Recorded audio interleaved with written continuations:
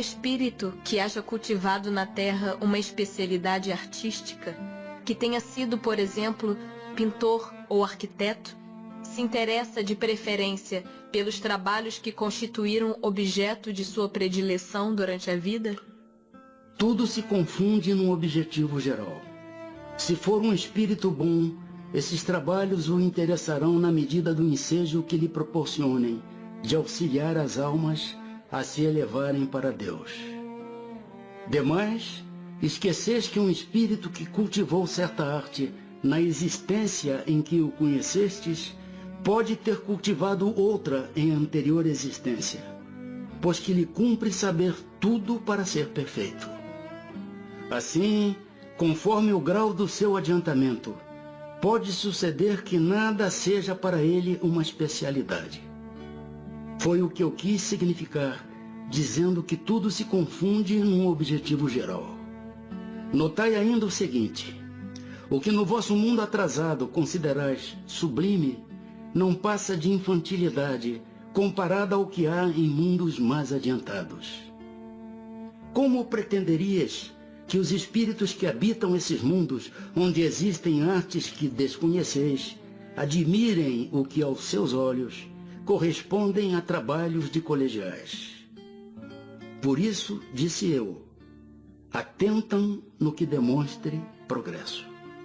Os espíritos são seres distintos da divindade, ou serão simples emanações ou porções desta e por isto denominados filhos de Deus? Meu Deus, são obra de Deus, exatamente qual a máquina o é do homem que a fabrica.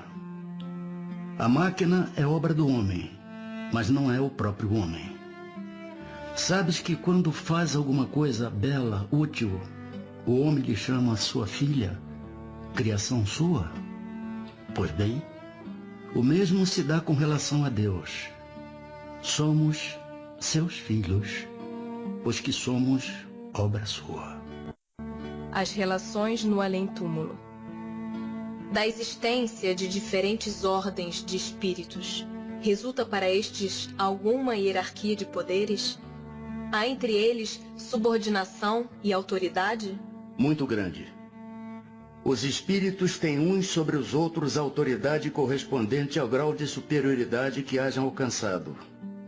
Autoridade que eles exercem por um ascendente moral irresistível. Podem os espíritos inferiores subtrair-se à autoridade do que lhes são superiores? Eu disse irresistível. A algumas pessoas, a doutrina da reencarnação se afigura destruidora dos laços de família, com o fazê-los anteriores à existência atual. Ela os distende, não os destrói. Fundando-se o parentesco em afeições anteriores, menos precários são os laços existentes entre os membros de uma mesma família. Essa doutrina amplia os deveres da fraternidade, porquanto no vosso vizinho ou no vosso servo pode achar-se um espírito a quem tenhais estado presos pelos laços da consanguinidade. Ela, no entanto, diminui a importância que alguns dão à genealogia, visto que qualquer pode ter tido por pai um espírito que haja pertencido a outra raça ou que haja vivido em condição muito diversa. É exato, mas essa importância assenta no orgulho. Os títulos, a categoria social, a riqueza, eis o que esses tais veneram nos seus antepassados. Um que coraria de contar como ascendente, honrado sapateiro, orgulhar-se-ia de descender de um gentil homem devasso. Digam, porém, o que disserem, ou façam o que fizerem, não impedirão a que as coisas sejam como são, que não foi consultando-lhes a vaidade que Deus formulou as leis da natureza. Há alguma coisa de verdadeiro na opinião dos que pretendem que a alma é exterior ao corpo e o circunvolve? A alma não se acha encerrada no corpo, qual pássaro numa gaiola. Irradia e se manifesta exteriormente, como a luz através de um globo de vidro ou como o som em torno de um centro de sonoridade. Neste sentido, se pode dizer que ela é exterior, sem que por isso constitua o envoltório do corpo. A alma tem dois invólucros, um sutil e leve. É o primeiro, ao qual chamas perispírito. Outro grosseiro, material e pesado, o corpo. A alma é o centro de todos os envoltórios, como o germe em um núcleo. Já o temos dito. Alguns espíritos, e antes deles, alguns filósofos definiram a alma como sendo uma centelha anímica emanada do grande todo. Por que essa contradição? Não há contradição. Tudo depende das acepções das palavras. Por que não tendes uma palavra para cada coisa? Que se deve pensar da opinião dos que consideram a alma o princípio da vida material? É uma questão de palavras com que nada temos. Começai por vos entenderdes mutuamente. Por que a Deus permitido que os espíritos possam tomar o caminho do mal? Como ousais pedir a Deus contas de seus atos? Supondes poder penetrar-lhe os desígnios?